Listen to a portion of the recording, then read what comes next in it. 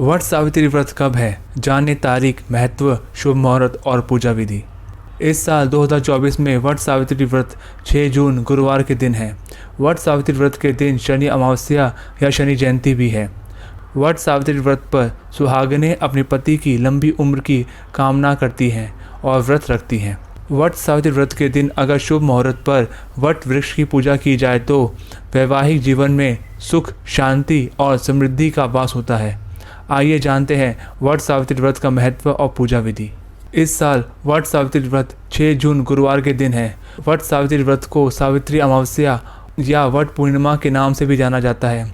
वट सावित्री व्रत के दिन सुहागनें अपने पति की लंबी उम्र के लिए व्रत रखती हैं, साथ ही अपने पति की कामयाबी और सुख समृद्धि के लिए कामना करती हैं।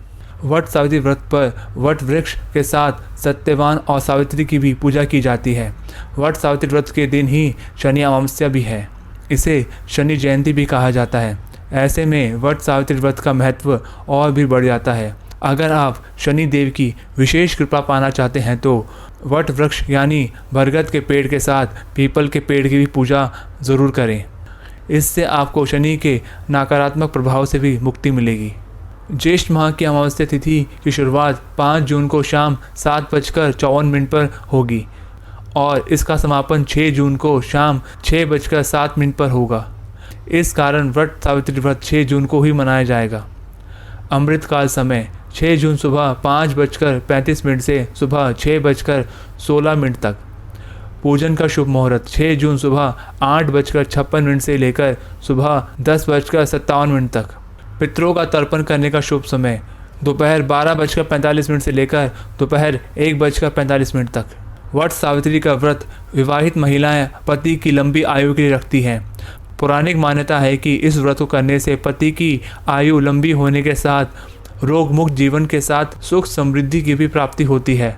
वट सावित्री व्रत के दिन महिलाएं सुबह जल्दी उठकर स्नान करती हैं और अखंड सौभाग्य के लिए व्रत रखकर वट वृक्ष की पूजा करने के साथ साथ व्रत सावित्री की कथा भी सुनती हैं। सबसे पहले सुबह उठकर स्नान करें, उसके बाद पीले रंग के वस्त्र धारण करें। इसके बाद अपने पति के चरण देखें और अगर आपके पति आपसे दूर रहते हैं तो उनकी तस्वीर देखें। फिर श्रृंगार करके पूजा सामग्री को एक थाली में रखकर पूजा की तैयारी करें।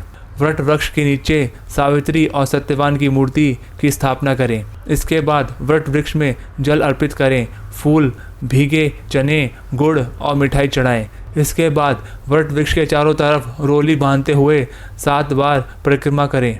हाथ में चने लेकर वट सावित्री की कथा सुने। हर सुहागन महिला अपनी सुहाग की रक्षा के लिए ईश्वर से कामना करती हैं।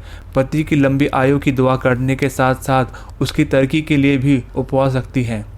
ऐसे में वट सावित्री व्रत का महत्व अधिक बढ़ जाता है। ये उपवास हर सुहागिन महिला के लिए खास होता है। वट सावित्री व्रत के दिन सुहागनें पूरे विधि विधान से पूजा करती हैं। इस दौरान महिलाएं निर्जला उपवास भी रखती हैं। इस दिन वट वृक्ष की पूजा करने का खास महत्व होता है। माना जाता है कि इस वृक्ष की पूजा करे बिना व्रत पूरा नहीं होता। धार्मिक मान्यताओं के अनुसार इसमें ब्रह्मा, विष्णु, महेश तीनों देवताओं का वास होता है। इसलिए व्रत रखने वाली महिलाओं को तीनों देवताओं का आशीर्वाद प्राप्त होता है। ये उपवास ज्येष्ठ मास के कृष्ण पक्ष की अमावस्या तिथि को रखा जाता है। इस व्रत को वट पूर्णिमा के नाम से भी जाना जाता है। इस दौरान सत्यवान और सावित्री की कथा सुने बिना यह व्रत अधूरा माना जाता है। वट सावित्री व्रत की कथा। पौराणिक मान्यता है कि वट सावित्री व्रत करने से पति की आयु लंबी होती है और परिवार में सुख समृद्धि बनी रहती है। यही नहीं, अखंड सौभाग्यवती भव का भी आशीर्वाद प्राप्त होता है। ऐसा इसलिए होता है क्योंकि इस दिन से जुड़ी पौराणिक कथा प्रचलित है। ऐसा माना जाता है कि मध्य प्रदेश में अश्वपति नाम का एक धर्मात्मा राजा का राज्य था और उनकी कोई संतान नहीं थी। राजा ने संतान प्राप्ति के लिए यज्ञ कराया, जिसके शुभ परिणाम के बाद उसके घर में एक कन्या का जन्म हुआ। इस कन्या का नाम सावित्री रखा गया।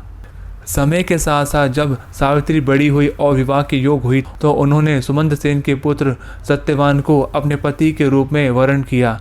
बता दें कि सत्यवान के पिता भी राजा थे, लेकिन उनका राज्यपाट छीन गया था, जिसके चलते वह दरिद्रता का जीवन व्यतीत कर रहे थे। सत्यवान के माता पिता की भी आंखों की रोशनी चली गई थी और वह जंगल में लकड़ी काटकर उसे बेचकर अपना गुजारा करते थे। वहीं जब सावित्री और सत्यवान की विवाह की बात चली तब नारद मुनि ने सावित्री के पिता राजा अक्षपति को बताया कि सत्यवान अल्प आयु है और विवाह के 1 वर्ष के पश्चात उसकी मृत्यु हो जाएगी। नारद मुनि की बात सुनकर सावित्री के पिता ने उन्हें समझाने का बहुत प्रयास किया, लेकिन वह नहीं मानी। अंत में सावित्री और सत्यवान का विवाह हो गया। शादी के बाद सावित्री अपने सास ससुर और पति की सेवा में लग गई। फिर एक दिन वो दिन भी आ गया जिसका जिक्र नारद मुनि ने किया था, सत्यवान की मृत्यु।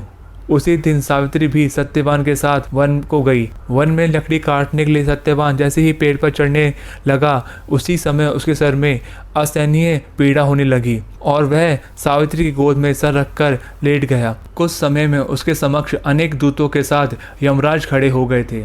यमराज सत्यवान की आत्मा को लेकर दक्षिण दिशा की ओर चलने लगे। प्रतिव्रता सावित्री भी उनके पीछे पीछे चलने लगी। आगे चलकर यमराज ने सावित्री से कहा, हे प्रतिव्रता नारी, जहाँ तक मनुष्य साथ दे सकता था तुमने अपने पति का साथ दे दिया है, अब तुम लौट जाओ। इस पर सावित्री ने कहा, जहाँ तक मेरे पति जाएंगे वहाँ तक मुझे जाना चाहिए, यही सनातन सत्य है। यमराज सावित्री की वाणी सुनकर प्रसन्न हुए और उन्हें 3 वर मांगने को कहा। यमराज की बात का उत्तर देते हुए सावित्री ने कहा, मेरे सास ससुर अंधे हैं, उन्हें नेत्र ज्योति दें। यमराज ने तथास्तु कहकर उसे लौटने को जाने को कहा और आगे बढ़ने लगे, किंतु सावित्री यम के पीछे पीछे चलती रही। यमराज प्रसन्न होकर पुनः वर मांगने को कहा। सावित्री ने वर मांगा, मेरे ससुर का खोया हुआ राज उन्हें वापस मिल जाए।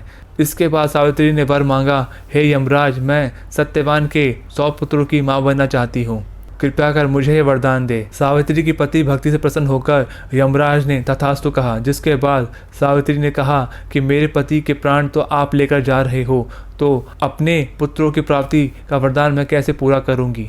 तब यमराज ने अंतिम वरदान देते हुए सत्यवान की जीव आत्मा को पाश से मुक्त कर दिया। सावित्री पुनः उसी वट वृक्ष के नीचे लौटी और उन्होंने पाया कि वट वृक्ष के नीचे पड़े सत्यवान के मृत शरीर में जीव का संचार हो रहा है। कुछ देर में सत्यवान उठकर बैठ गया। उधर सत्यवान के माता पिता की आंखें भी ठीक हो गई थी और उनका खोया हुआ राज भी उन्हें वापस मिल गया था।